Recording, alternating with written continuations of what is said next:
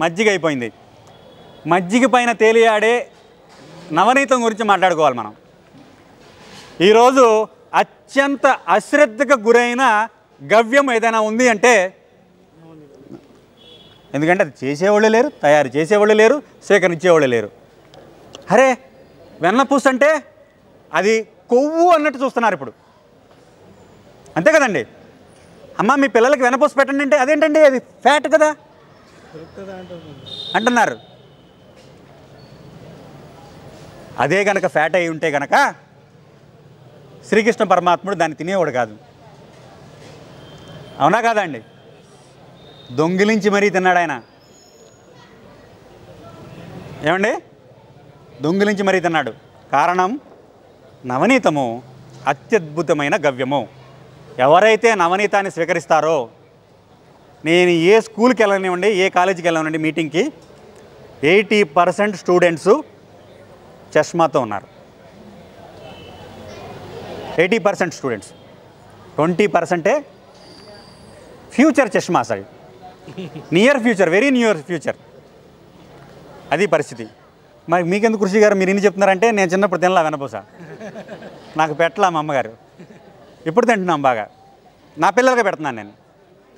I'm not repeating that mistake. ఈ వెన్నపూసను పెట్టండి. పిల్లలకి కళ్ళజోడు రావద్దు. మీ పిల్లలకి, మీ మనవళ్ళకి, మనవరాళ్ళకి కళ్ళజోడు రాకుండా ఉండాలి అంటే వెన్నపూస పెట్టండి. వెన్నపూసని క్లారిఫైడ్ బటర్ అంటారు. బజార్లోకి వెళ్ళి అమూల్ బటర్ కొనుక్కొచ్చారు మీరు, అది butter, it is not clarified butter.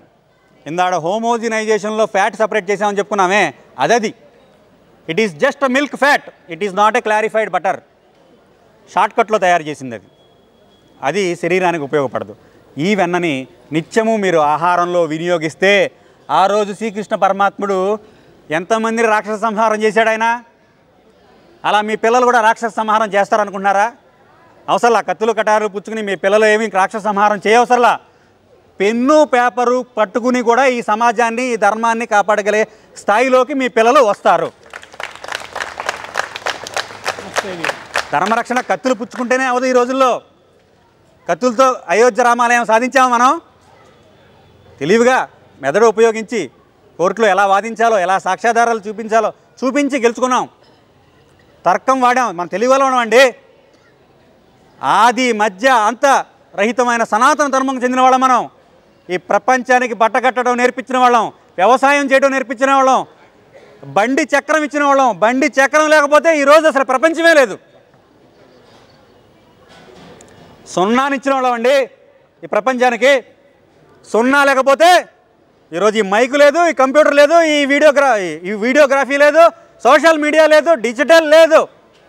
వాళ్ళు అనుకున్నారు మేము మా వాళ్ళు కనుక్కున్నారు, ఈ సైంటిస్టులు మా మతం వాళ్ళు అంటున్నారు వీళ్ళు.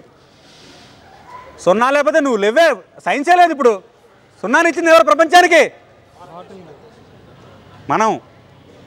మనం లేకపోతే ప్రపంచం లేదు. సరే, టాపిక్ డైవర్ట్ అయిపోయింది. వెన్న పూస తినిపించండి. వెన్నని కాస్తే వచ్చేది ఏంటిదండి? నెయ్యి. దీన్ని సంస్కృతంలో ఘృతం అంటారు. రుణం కృత్వా ఘృతం పిబేత్ అంటే అప్పు చేసైనా సరే నువ్వు నెయ్యి తినాలని చెప్తుంది ఆయుర్వేదం. ఏంటిదండి? శ్రీకృష్ణ పరమాత్మ దొంగలించైనా సరే నువ్వు వెనపోసి తినమన్నాడు. ఆయుర్వేదం ఏమని చెప్తుందంటే నువ్వు అప్పు చేసైనా సరే ఆవు నెయ్యి తినాలి అని చెప్తుంది. రుణం కృత్వా ఘృతం పిబేత్. దేశీయ ఆవు నెయ్యి ఇలా సాంప్రదాయబద్ధంగా పెరుగుని చిలికి మజ్జిగ చేసి వెన్నని తీసి కాచిన దేశీయ ఆవు నెయ్యిని ఎవరైతే సంగ్రహిస్తారో వాళ్ళు నిత్యము సన్నగా ఉంటారు.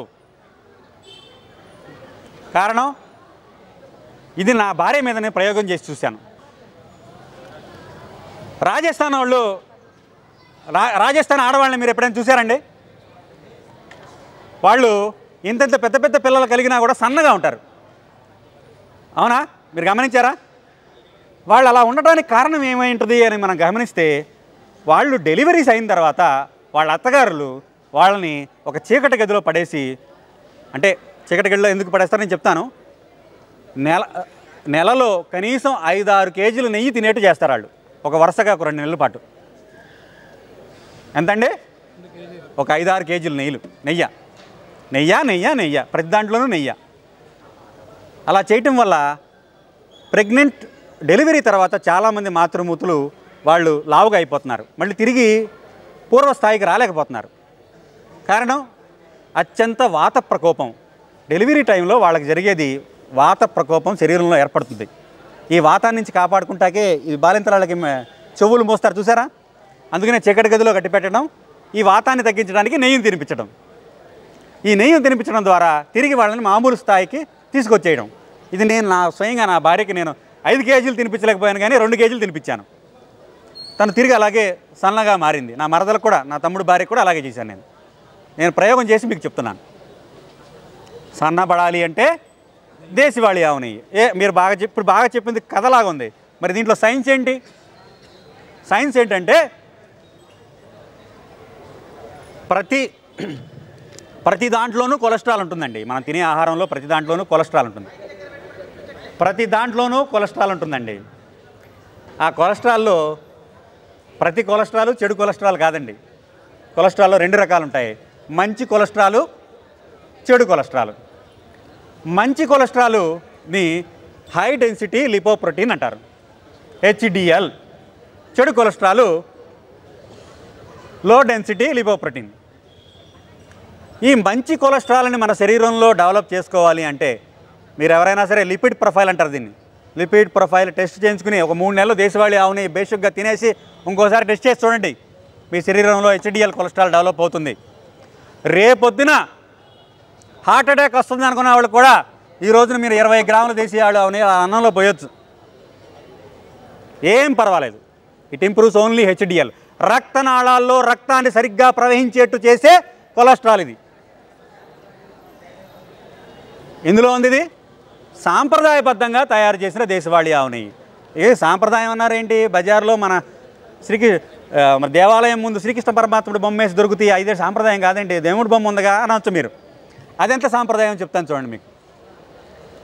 అది ఎంత సాంప్రదాయం అంటే, ఆవుని కబేళాల్లో చంపుతున్నారు కదండి. చంపిన తర్వాత చర్మం తీసి మాంసం తీసి ఎక్స్పోర్ట్ చేసిన తర్వాత చిన్న చిన్న ముక్కలు వేస్ట్లు ఇవన్నీ ఉంటాయి కదా, వీటన్నిటిని పక్కన పడేస్తారనమాట. వీటన్నిటిని చీప్ క్వాలిటీ రేటుకి కొంతమంది దళారులకు అమ్మేస్తారు. ఆ దళారులు ఏం చేస్తారంటే వీటిని మరిగిస్తారు. వీటిని మరిగించినప్పుడు ఒక రకమైన నూనె వస్తుంది. ఆ నూనెతో ఏం తయారు చేస్తారు అంటే, ఈ రోజుల్లో మనకు దొరికే అత్యంతగా చవకగా దొరికే కుకింగ్ ఫ్యాట్ ఏంటి అంటే వనస్పతి. దాన్ని తయారు చేయడానికి ఉపయోగపడతాయి.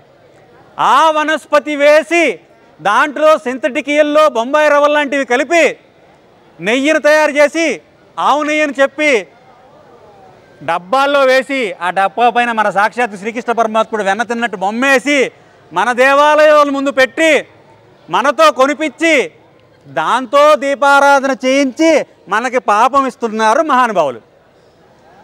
కార్తీక మాసం మొత్తం దీపారాధన చేశానండి, దేవుడు నన్ను కరుణించలేదు. నువ్వు చేసింది పాపము, పుణ్యం కాదు. దేవుడు ఎలా కరుణిస్తాడు? మనం చేసింది పాపము. ద్రవ్యంలో శుద్ధి లేనప్పుడు భగవంతుడి సిద్ధి ఎలా లభిస్తుంది మనకి? అవునా? నువ్వు చేసిన తప్పు, కార్తీక మాసం మొత్తం దీపారాధన చేశాను, దేవుడు కరుణించలేదు. Let us change the god అంటున్నాము.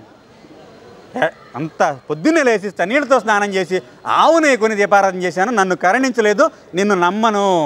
ఇంకోటి ఎవడో మైకులో గట్టిగా చెప్తున్నాడు, అంతే మీకు అన్నీ వచ్చేస్తాయి, అన్ని రోగాలు తగ్గిపోతాయి అన్నాడు. అటు వెళ్ళిపోతాను, అయిపోయింది. కాబట్టి HDL డిస్టర్బ్ అవుతుంది. అలా HDL కొలెస్ట్రాల్ ఇంప్రూవ్ చేసేది దేశవాళీ ఆవు నెయ్యి.